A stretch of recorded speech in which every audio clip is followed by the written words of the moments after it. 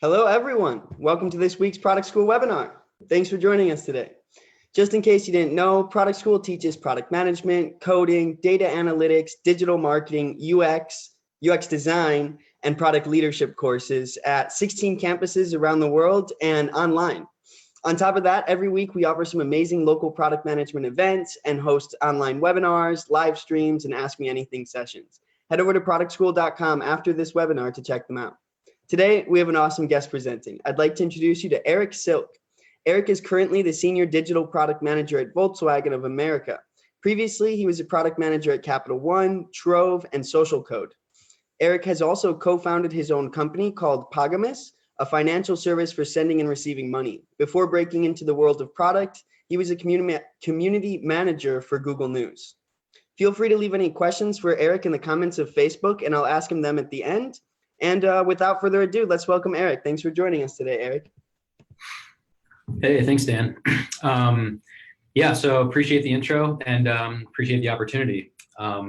The material I'd like to talk about today is probably, it's not really in the hard skills or hard knowledge category. It's really more on the soft side. And that's, I think, exactly why it doesn't always necessarily get enough attention. But as I've gone through my various product roles, as Dan had mentioned, there are a few recurring themes that really have spoken to me and have spoken to others. Like I said, I think in the way that the modern workplace has evolved, it's some of these things kind of get swept under the rug, or they sort of get disregarded in favor of maybe more broad stroke sort of mindsets. And what that means, I will get into in just a moment. So I'll go ahead and share my screen. I got a little deck here. All right, PowerPoint, going to presentation mode. We're looking good here, Dan? Looks good. All right. Yeah, so when I talk about being a human product leader, are humans products? Yes, absolutely, but that's not really what I'm talking about. I'm talking about really bringing humanity into product management. This is distinct from, I think, the mindset that we have around, building UX the right way means really getting to the customer mindset and understanding the very human issues that they have. This is more about the process that you deal with internally. And, my most recent roles have been at larger companies and more legacy companies where there are a lot of people, and there are a lot of people with a lot of different mindsets that aren't necessarily fully aligned with yours, which is probably a more modern one. And it's not always about, dragging them into your sort of future and your march forward. It's more about, how do we make all these things work and still treat each other, with civility and professionalism? And maybe professionalism is a loaded term, so let's throw that one out. But in any case, product management is still a very new field. And while its roots are in things that have been in various workplaces and industries for a long time, there are a lot of things that I have been told over the course of my career, which has not been all that long so far, pretty much all of which I have seen confirmed in some places and really repudiated in other places. Things that you would see in any kind of product textbook. The customer is always right. We should build exactly for the customer. Design thinking, which many of you may be familiar with, is the best and only way to build great products. As a product manager, you are the mini CEO of the product. Your job requires building and delivering things, or your job requires strategizing about building things. I've been in roles where it's one or the other. Sometimes it's both. That latter category is what I prefer the most personally, but everybody's different. The things that have always really shown to me are that everybody involved in this process is human, and so they should all be treated like a human. This might sound almost condescending in how basic it is, but it really is, like I said, something that is so easy to forget about, so easy to miss, both on a day-to-day basis and kind of in more broad strokes as you look at month over month, working on a team, working on delivering a certain experience. So I'll have one cheesy graphic here, and then we'll go back to silly graphics. But this Venn diagram is something that probably a lot of you have seen before. Really, that sweet spot in the middle is where we're supposed to be when it comes to modern digital product management, and really all product management, of the intersection of what's right for the human, what's right for the business, and what's right for the technology that's available to you or that could be available to you. At the end of the day, those are all human too, because as we'll get into, The folks who are running technology, while sometimes it might not seem like it, every single person involved in that process, the developers, the tech leads, the engineering executives, the testers, the architects, everybody has their own opinions. Everybody, has flaws. Everybody has their strengths and their weaknesses. And the same thing on the executive stakeholder side of things. We're all driven by our own motivations. And even though we try to kind of abstract ourselves out from that in a professional context, you never can. And I think sometimes that's okay. It's okay to embrace that side of you, because not only will it allow you to build more human-centered design products, but it will allow you to relate to the people building things with you in a way that will make the development process more harmonious, and maybe even more importantly, gives you a good name and kind of puts you in a good spot. Product managers are people who are often at the center of a conversation. We don't really think of ourselves as, this stakeholder, this stakeholder. We think of ourselves as the ones who bring all those stakeholders together. And so that kind of leads me to my first major point here, which is, you might have heard this term before. Maybe you haven't, but I suspect most of you have. We talk about people as resources. And that term really threw me for a loop the first time I heard it. And it wasn't even in the context of product management yet. It was that at every company, we have this organization called human resources. Now think about that for a second. Human resource. This is somebody who is what they're, like a log, or, a barrel of oil or a piece of ore or something, kind of a, something, an ingredient meant to be sort of used up. It's a very bad connotation. And yet it's something that we persist in using. It sounds like I'm harping on one term, but I really think it is indicative of a lot of the ways that we think about this stuff. So what's a resource?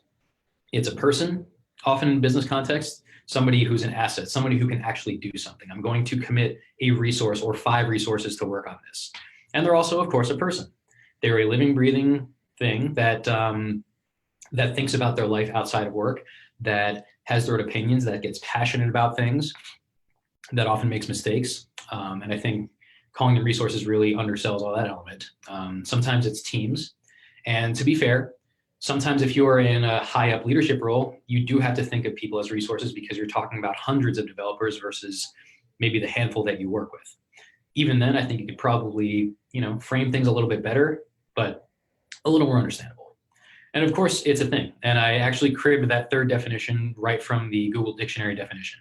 A stock or supply of money, materials, and other assets that can be drawn on by a person or organization in order to function effectively, which really kind of flies into the face of these other definitions. So I think my point here is just that the more that we think of everyone we work with not as you are a resource, you are not your job description on paper, you are somebody who has this job. I think the better off you're going to be as you move into figuring out how you work with teams. And like I said before, as a product manager, being able to work with not just teams, but disparate teams is probably the most critical thing for you. Obviously, having a good sense of business and how to frame the right strategies and build the right products that customers want and need to use, that's super important too. But at the core of all of that, no matter what industry you're in, this is the stuff that people really remember you by, because, and I'll say this probably 30 more times today, we're all human.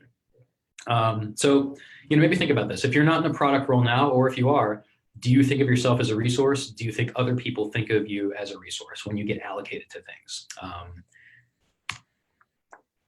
So moving into really more of the team element. My focus here is on really where my experience has been, which has been on the digital side. On the digital side, you are often, as a product person, aligned with a small team or teams of developers, obviously, especially if you're in the Agile framework, but even outside of that. And you are really looked to as a sort of leader, but these teams have many different types of leadership. There is the product manager who is really guiding the vision and hopefully conveying, well, why are we doing this thing? This is what we're doing, and this is why we're doing it, and this is why it's important to do. And then there's more of the product owner role, which is, okay, this is how we're prioritizing the work we have to do. They're looked to for a different type of leadership.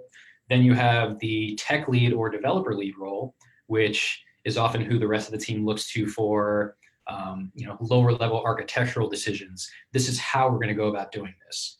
And then you have project managers or scrum masters who are looked to by the team for, hey, what should I work on today? Can you help me get rid of blockers or impediments here? But it's a team that still will look to you, the product manager, at the highest level for, well, what is the actual thing that we all have to align around working on? So I so strongly recommend, if you are aligned with a group of these kinds of people in any way, try to make time for them.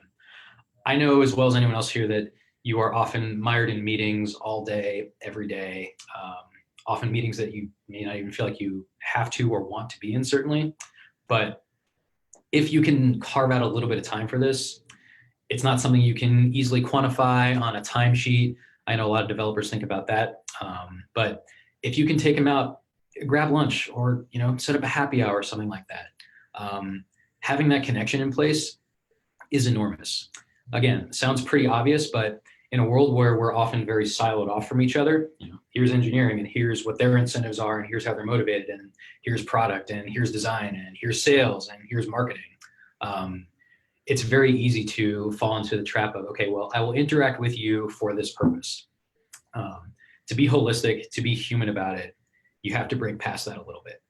For some, it's much easier than others. A lot of people are, naturally extroverted and outgoing and friendly and will just walk the floor in the morning and talk to everyone out there. I've tried doing that before. Man, it's tough for some people. I'm a little more of an introvert by nature personally. When it comes to what the team actually works on, like I mentioned earlier, there are many different roles on your, let's say, conventional sort of modern agile development team. But even within those roles, there can be a lot of nebulousness, I guess. Certain people will make assumptions. Well, this is what I did in my previous job when I was in this role, so obviously I'm going to do this here as well. This is pretty easy to avoid, at least partially, as long as you tackle it early on. If you join a new team, especially in a lead role like a product manager or product owner, so valuable to align with everyone before you dive into a single shred of work. Who does what? And even if that model doesn't work, at least you've started somewhere and you can move it on from there. And there's a lot of agile ceremonies that help with that. Things like retrospectives, which I just had one of today. To better define it and to better iterate on that and to better acknowledge that, hey, no matter how well we plan for this, life happens, humanity happens. And so, who does what, who's best suited for what, and that's something that can change over time. Most importantly here, sometimes, often depending on what role you're in, the product manager is the most important person in the room. But usually, in my experience in previous roles, they're not. And there are a lot of people who come in to these roles, having read, well, what is this? I'm the mini CEO of this product, descriptions like that are pretty high level and kind of generic. And they take that to heart. And they come in and say, all right, well, I'm the king here, so you're going to do what I tell you to. And if we have to change course in the middle of a project, we're going to do that. And, it's not your place to ask why. You just kind of, do this. Hopefully, this is not a description of how the environment is where any of you are today, but it has been at many places I've been. Unfortunately, at many places, even at the time that I left, it was still like that. That might have been part of why I was inclined to leave. But there is a certain level of stature that you have in this product role. You are guiding this vision. You are articulating this strategy, especially to people who don't often feel like they're in the loop on it. So very important. And when we talk about all the people on the team, I mentioned the tech lead. Again, specific to your role type, but I think that this is the most important relationship that you can cultivate in your role. I've worked with tech leads before who I've gotten along with fantastically because our visions were very well aligned. Where we wanted to go and how we wanted to get there was pretty much on the same page. And we happen to have a lot in common as humans as well. But sometimes you don't get as lucky with that sort of thing. Sometimes you will find someone who just clashes with you personality-wise and the way they want to run things. And you might even have very different definitions on what your respective roles are supposed to mean. But a little bit of conflict there is only natural. I think one of the unfortunate drivers behind that is that we're still mostly in companies where a given, let's say engineering manager, the way that they are evaluated and incentivized is almost at odds sometimes with the way that a product manager or someone in a product role is incentivized. One is, hey, let's build this. We're going to change the market. We got to push this business. We're going to deliver. And another is support your team. Make sure that they're building in a sustainable way. Make sure that you are writing code in a way that minimizes rework, but also, minimizes bugginess, and make sure that you're always implementing the most modern frameworks, because that's the kind of thing that'll get you promoted. All that means to me is tech debt, which sometimes very obviously clashes with getting stuff done. But even though it's a bit of a tougher situation, it's something that, again, if you just bring yourself to that human level and stop focusing on, well, what does this person do every day? What is their job? What is my job on paper? It's more like, well, we're two people working on something. So let's really get back to basics there. There's another form of, I guess, relationship building that I think is critical here on the engineering side, which is the horizontal leadership piece. In a product role, I would say particularly as a product owner, you're not directly managing anyone who's working with you on this initiative. But like I said before, the team looks to you for a certain type of leadership. And even outside of providing that leadership, your job is a much more visible one than any given developer out there. At my most recent job before this one, we had a lot of opportunities to be able to bring developers in to give them a lot more visibility. If I was doing a demo for some high-level executive of something we worked on, well, guess what? I know that I didn't write a single line of code for this thing. I did a lot of groundwork to facilitate the building and the release of this, but at the end of the day, the person who built this out and then fixed the bugs and maybe even actually pressed that deploy button, I want them up there talking about it. And it's something that's very meaningful.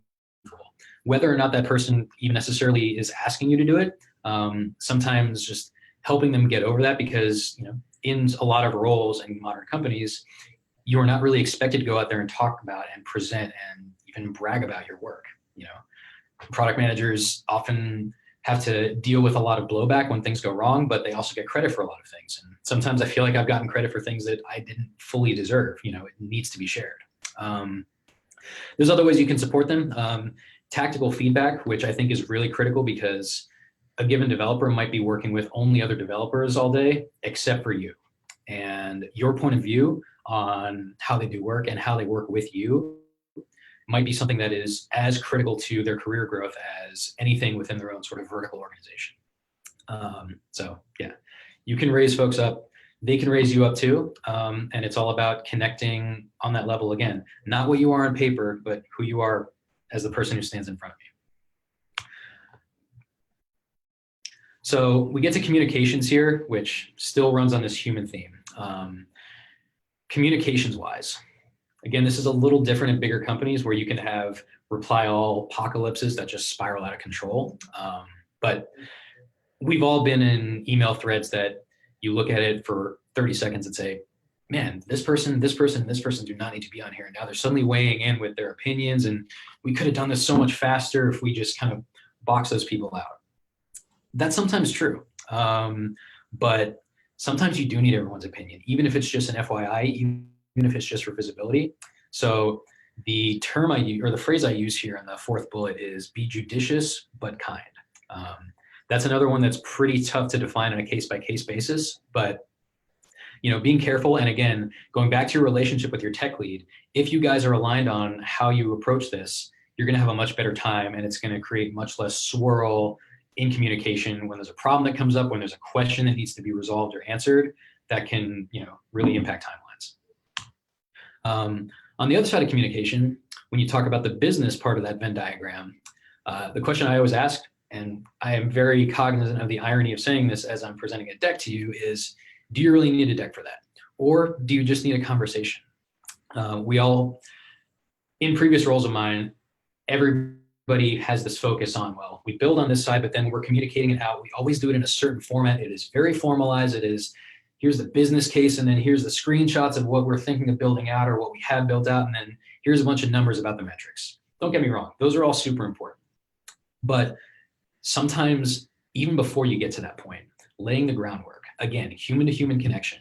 See if you can get time with that VP or that senior VP, hanging in their office for half an hour, just get to know them or talk about on more casual terms of what you're working on. You don't need a deck. You do need to know what you're doing. You need to know what you want to talk about, but all these materials, all these things that often, the middle management in between you and that executive is going to be very much focused on and freaking out about, hey, we got to, put this image here and move that thing 5 pixels because, this executive like has a very certain way of the way that they digest slides. That might come later, but having that connection first will ease things a lot in my experience. And all of that said, whether or not you have a good relationship with your team or the executives you work with or the engineering organization, things are going to go wrong.